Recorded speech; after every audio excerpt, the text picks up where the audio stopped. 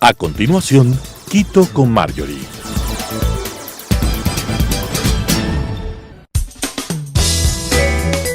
Clasificación A. Apto para todo público.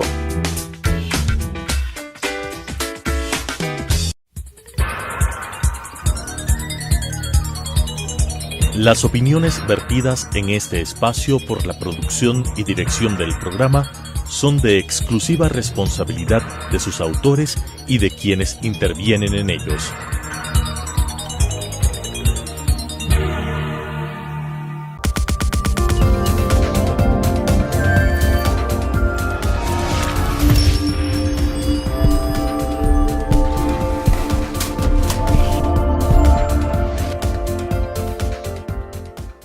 Amigas y amigos, bienvenidos a este nuevo programa de Quito con Marjorie. Yo soy Marjorie Chávez y el día de hoy mi invitado es Juan David Bernal.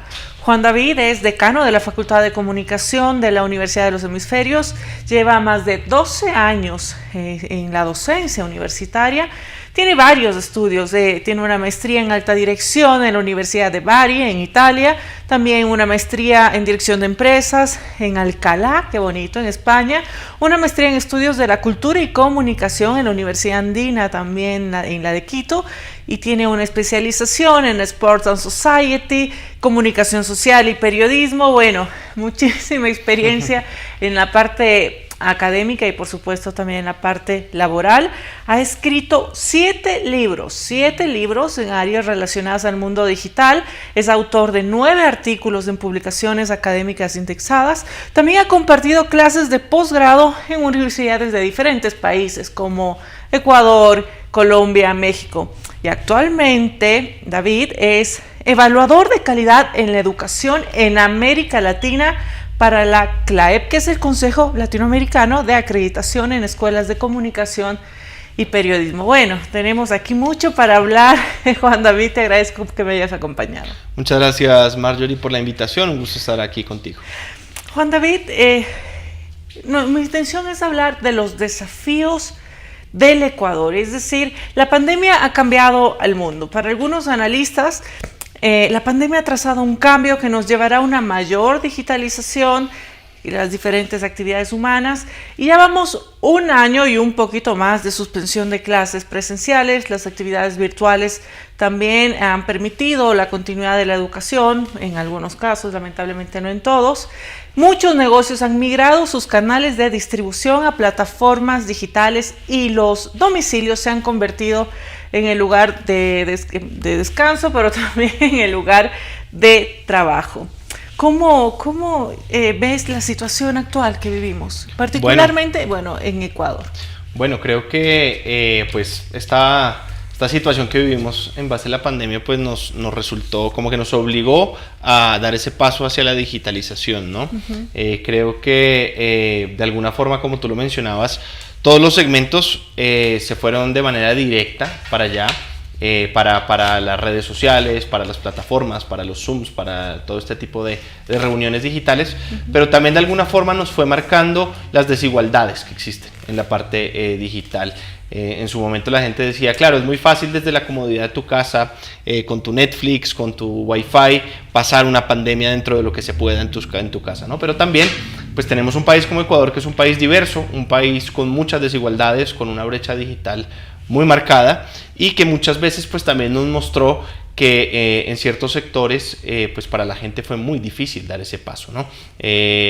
Llevar su negocio, llevar su actividad diaria, ¿cierto? De comercio, también tomando en cuenta que es un país que tiene muchas personas que trabajan en la informalidad, mucha gente que ya tenía dificultades para llegar de manera presencial a su escuela en las zonas rurales y que ahora de repente tenía que hacerlo en lo digital.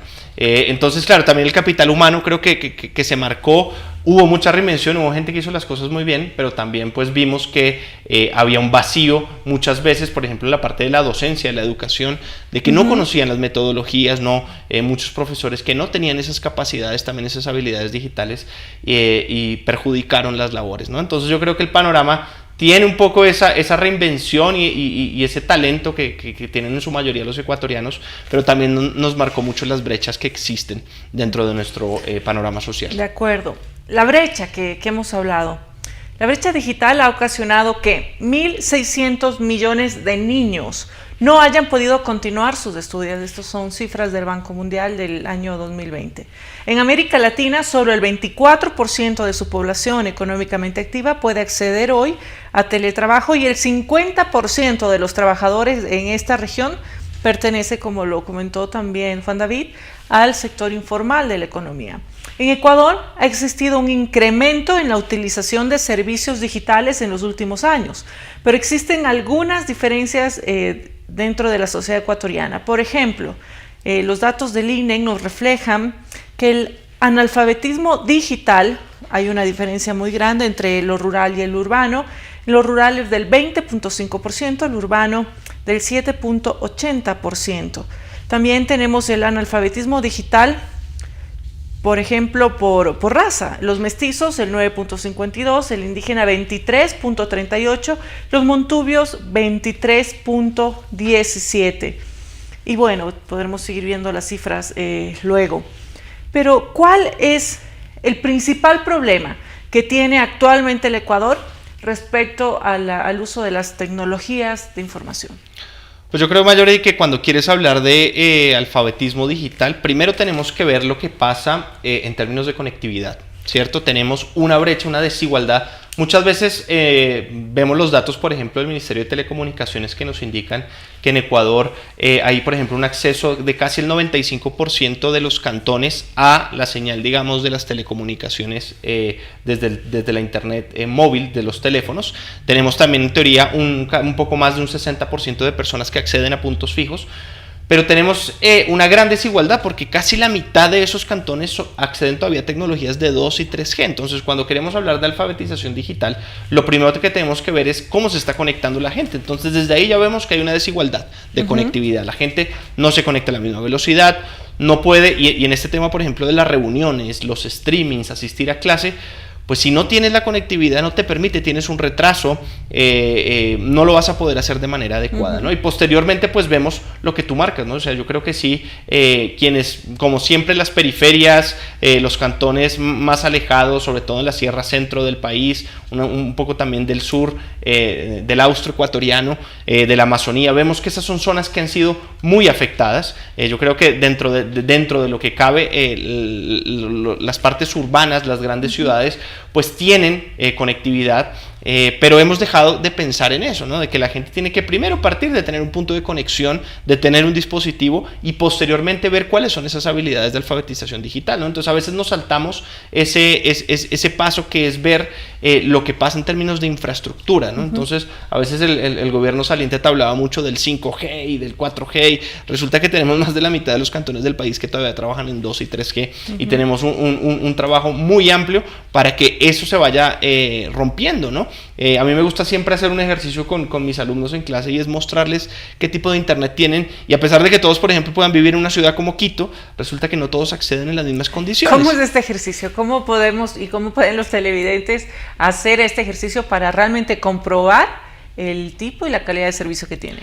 Bueno, entras a Google, buscas un test de speed de internet, un test de velocidad de internet. Ingresas allí y te va básicamente a decir que hay como tres aspectos muy básicos para entender qué tipo de internet tienes y es qué capacidad de subida tienes, qué capacidad de descarga tienes y qué lag o retraso tienes, ¿cierto? Tú ves, por ejemplo, cuando estás conectado a un Zoom, como que la persona habla y se demora un poco en llegar la señal, ese es el retraso, ¿no? Igual con las conversaciones, por ejemplo, por WhatsApp en el teléfono.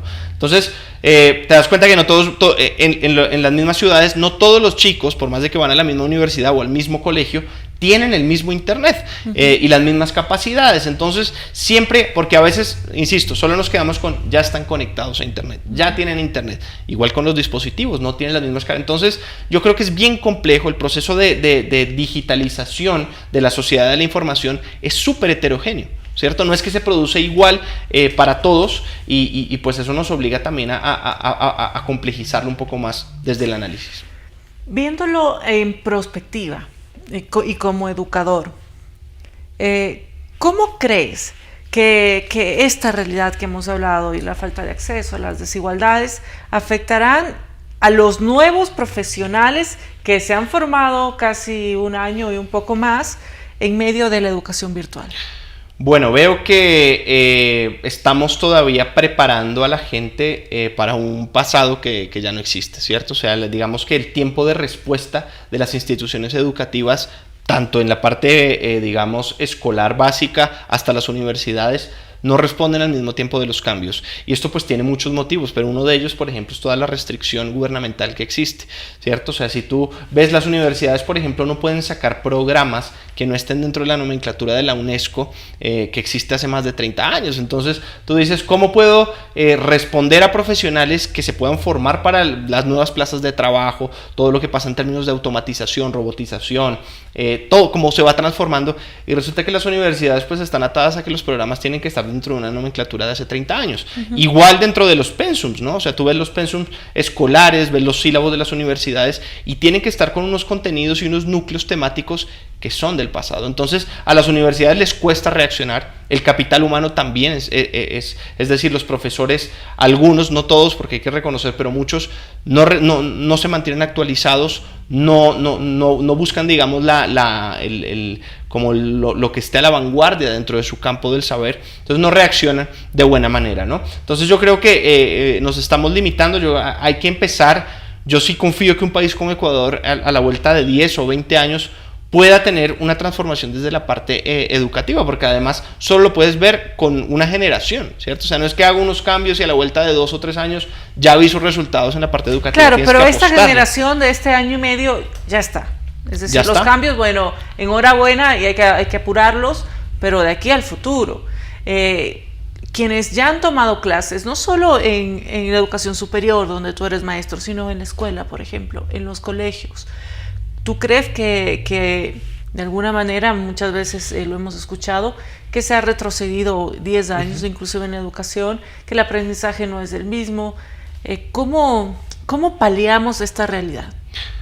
Necesitamos también, yo creo que no solo en la parte de contenidos hemos tenido vacíos, sino también en las habilidades blandas, que son lo que nos hacen diferentes a los seres humanos, ¿no? Y a los profesionales. Entonces, los chicos de pronto han recibido el contenido, ¿cierto? El profesor se ha tratado de cumplir con esa parte, digamos, del conocimiento, pero nos falta todo el relacionamiento entre los chicos, nos falta la capacidad de sociabilizar, la capacidad de ser empático, la capacidad de entender los problemas de los demás.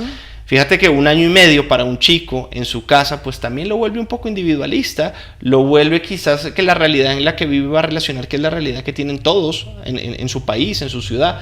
Entonces yo creo que yo veo más que la parte que tiene que ver con los contenidos es solucionable, ¿cierto? Porque puedes hacer capacitaciones, talleres, puedes complementar de muchas formas y puedes recuperar un poco el tiempo. Pero en la parte de sociabilidad, habilidades blandas, resolver problemas, pensamiento crítico, quizás lo estamos dejando de un lado, ¿no? Y también ahí hay que recordarle a la gente que pues la familia, como ese núcleo básico de la sociedad, también tiene que hacer un contrapeso en la formación sobre todo de este tipo de habilidades, ¿no? Entonces yo creo que como tú dices, ya está, la generación de este año y medio ya está, y quizás un medio año más van a ser la generación de esta pandemia, y veremos sus efectos a la vuelta de 5 o 6 años, porque no lo vamos a ver de manera inmediata. Y también en términos de ingresos, estas desigualdades, estas diferencias, también afecta en términos de ingresos a las personas que no tienen acceso, sobre todo para el tema laboral también. ¿Cómo controlamos, cómo la política pública puede paliar esta realidad de las personas? Bueno, yo creo que es una pregunta bien compleja. Pero estamos viendo que también la pandemia a quien golpea más es a los que son más digamos que tienen menos capacidades, ¿cierto? Entonces, de alguna forma, por más de que hay una cierta universalización de lo que puede hacer la educación, porque en teoría tú dices, no, en internet están los contenidos, tú puedes entrar a YouTube, puedes aprender, busca la información, pero también vemos que como no hay igualdades de acceso, pues también esa forma de validar los conocimientos pues no es igual. Entonces, quienes no tienen las posibilidades se están rezagando más. O sea, yo pienso en un chico, por ejemplo, que vive, no sé, en Sicchos, en la sierra centro del Ecuador, versus uno que esté en Guayaquil. Y seguramente no lo estamos poniendo en una misma carrera, ¿cierto? Que es la de ser un profesional, ser un ciudadano, pero el uno está trepando una montaña como Richard Carapaz y el otro de pronto va por una autopista, ¿no? Entonces creo que hay mucha desigualdad, y desde la política pública hay que ir a a cerrar esa brecha desde el punto de vista del acceso en los lugares que están más complejos, ¿no? Hay que trabajar de la mano de la empresa privada, hay que traer las grandes corporaciones tecnológicas, ¿cierto? Hay que ver cómo hacemos que el país sea atractivo para que Google, Facebook, Apple, Microsoft, lo que sea, vengan acá a traer sus empresas, ¿cierto? Formar a los chicos en habilidades tecnológicas, revisar los currículos desde lo más básico. O sea, yo por ejemplo veo el caso del modelo estoniano, ¿cierto? Que es un caso emblemático en el mundo donde los chicos tienen una serie de materias relacionadas a la tecnología, al desarrollo de software, hardware, programación, y entender que eso les va a dar competitividad a nivel global, ¿cierto? Y yo creo que tenemos una ventaja como país, y es que nuestro país dentro de todo es pequeño, es más manejable. O sea, nuestras comunidades, si bien son alejadas, pues son, yo creo que atendibles por parte de la política pública. Hay un esfuerzo, ¿cierto? Hay en algunos sectores, pues la parte geográfica complica la llegada un poco de las instituciones, pero dentro de todo nuestro país es accesible. Entonces yo creo que tenemos que apostarle a que esa política pública llegue a esas personas sin perder la vanguardia de lo que pasa, digamos, un poco, conectar la ruralidad con lo urbano, ¿no? Pero en la parte urbana también ir a ese, pues, a la punta de la tecnología. Fíjate que lo que nos deja el gobierno saliente no es muy inspirador. Nos habían prometido un 5G, ¿cierto?, en el país para 2021 y nos dejan 3 puntos de muestra, ¿cierto? No nos de qué va a pasar con la tecnología 5G, se va a concesionar, quiénes van a ser los que lo van a administrar, era Huawei, como nos dijeron hace 2 años, van a venir a AT&T, Verizon, no sabemos. Entonces creo que también tiene que haber un poco de transparencia en eso. Y como el proceso, insisto, de la revolución digital no es homogéneo, entonces tienes que responder de esa misma manera. O sea, tienes que responder con soluciones para los que están en la punta y con soluciones jalando particularmente a los que vienen desde abajo para tratar de igualarlos. Tengo datos sobre Ecuador, en donde el equipo más utilizado para el acceso a Internet son los teléfonos celulares. Pero hasta el año 2020... hay aproximadamente 300 municipios que no tienen ningún tipo de conexión a Internet, que va de la mano con lo que nos ha comentado Juan David. La inversión en telecomunicaciones en el Ecuador es apenas la 1/5 parte del promedio de lo que invierten otros países, como por ejemplo los países del OCDE. Con datos verificables, tenemos digamos esta brecha digital que además se incorpora en el círculo de la pobreza que hablamos, y claro, el que menos tiene, menos acceso tiene, más dificultades, y son las paradojas del desarrollo, ¿no?, y de la pobreza, que la política pública tiene que intervenir directamente para generar estos puntos de inflexión. ¿Tenemos fe para este nuevo periodo, Juan David, respecto a estas intervenciones oportunas para reducir estas brechas y finalmente llevar la Internet gratuito que hablamos, porque muchos hablamos de 30.000 puntos a nivel nacional, y no solo la tecnología, sino también los dispositivos para que tengan acceso? Cada vez que pasan los días, pasa de ser un discurso bonito pero uno lo ve ya como que la realidad es más compleja. Sí. Bueno, siempre los nuevos gobiernos traen como aire de esperanza, ¿no? Entonces vamos a ponerle un poco de esperanza, pero yo creo que el panorama que encontramos es muy complejo.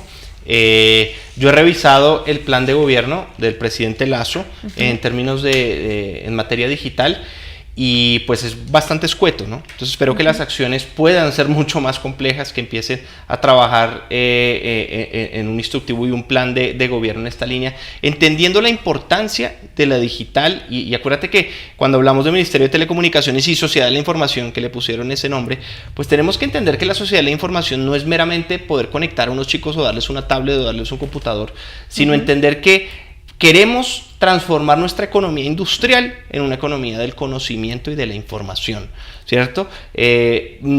Darle la importancia a esto es entender que nuestra matriz productiva, yo sé que esto es soñar, pero que nuestra matriz productiva pueda pasar de la utilización de recursos naturales, de commodities, ¿cierto?, de industrias, a generar información y conocimiento. O sea, yo sí sueño que Ecuador, no en 5 años, pero en 10 o 20 años, si hay una política pública sólida y alianzas con el sector privado, podamos ser un centro en Latinoamérica de exportación de software, de hardware, que la gente genere aplicaciones, pero para eso tenemos que trabajar mucho en el capital humano, en la gente. O sea, porque de nada nos sirve traernos a Google aquí a que monte sus oficinas de América Latina en Ecuador, si me va a decir que necesita 500 programadores de Python y no los tenemos. ¿cierto? Entonces necesitamos ir de la mano trabajando en eso. Hay que apostarle necesariamente a una década, ¿cierto? No solo un gobierno, y claro, ahí viene el tema de la alternancia y cómo nos complica, pero hay que pensar que esto tiene que ser transversal, no es meramente conectémonos o el tema del gobierno en línea, que no hemos hablado, ¿cierto? De facilitemos los trámites, que todavía hay un trabajo ahí, pero es entender que es una transformación de conciencia, es una transformación del modelo central, y para un país como el nuestro le puede dar mucha competitividad, ¿no? O sea, le puede, insisto, reemplazar una matriz tradicional de producción a una matriz de economía de información y conocimiento. Mira lo que pasa en Japón. Yo sé que es soñar muy alto, pero Japón es un país que no tiene recursos naturales. ¿Qué produce? Ciencia, conocimiento, patentes, un montón de cosas que se hacen ¿cómo? Con conocimiento y con información, ¿no? Entonces creo que podemos ir hacia allá. Yo sí quiero soñar y yo creo que el Ecuador puede lograr eso.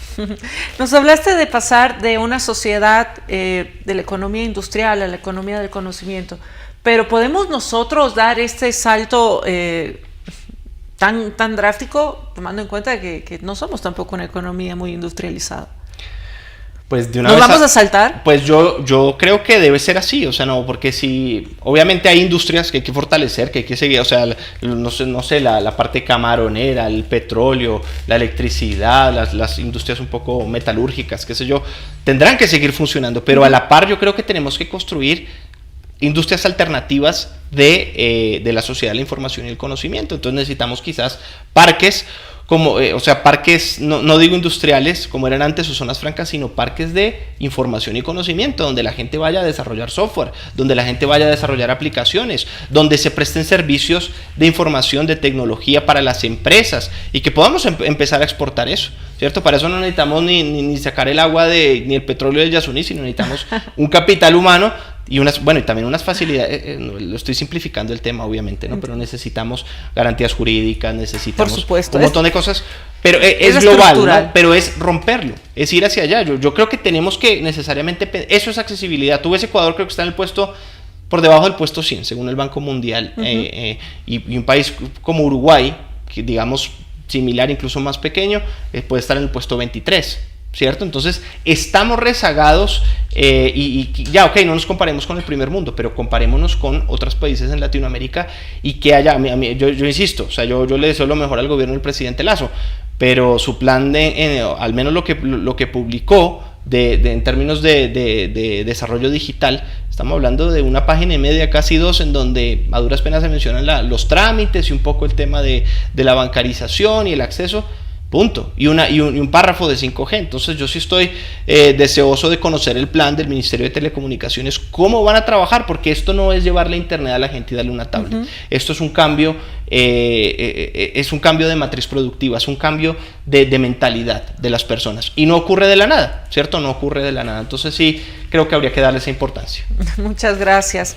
Estamos ya, nos das señas de que tenemos que terminar en un ratito. Sin duda, la utilización de nuevas tecnologías de información ha servido para cambiar la vida de las personas, y es necesario que nuestro país esté preparado, como lo comentó nuestro invitado, para esta cuarta revolución industrial que hemos escuchado muchas veces. Y para esto el país necesita ampliar la cobertura de internet y el acceso a equipos de utilización, y no solo esto, sino todo el plan que vamos a estar pendientes a ver qué es lo que nos da el Ministerio de Telecomunicaciones. Y es necesario también de dotar de seguridad jurídica y hacer que nuestro país sea atractivo para estas nuevas inversiones que sean relacionadas con el uso del internet. Preferiblemente estas deben ser privadas y no solo satisfacer simplemente la demanda digital, ¿no? También tiene que permitirse la generación de empleo. Si queremos reducir las brechas socioeconómicas, es necesario ampliar a todos los sectores la utilización de las tecnologías de la información. Te agradezco muchísimo, Juan David, y te pido un mensaje final para toda la audiencia. Bueno, muchas gracias por la invitación, Marjorie. Decirle a la gente que tampoco esperemos que la parte pública y el Estado nos resuelva todos los problemas. Si me quedo ahí esperando, no va a pasar nada, ¿no? El cambio lo hacemos entre la gente, entre los ciudadanos. Así que vamos a internet a utilizarlo no solo para ver el Netflix y para el Facebook, sino vamos a aprender, ¿cierto? Lancémonos a conocer cosas nuevas y de esa forma pues vamos a ir aportando a que este país pues tenga una base de capital humano mucho más competitiva que permita que nos vaya mucho mejor. Muchas gracias, Marjorie. Muchas gracias, nos ha acompañado Juan David Bernal. Espero después de que tengamos el plan del Ministerio de Telecomunicaciones que nos podamos sentar aquí a analizarlo. Y amigos, amigas, espero que este programa haya sido de su interés. Yo soy Marjorie Chávez y nos vemos la próxima semana. Gracias.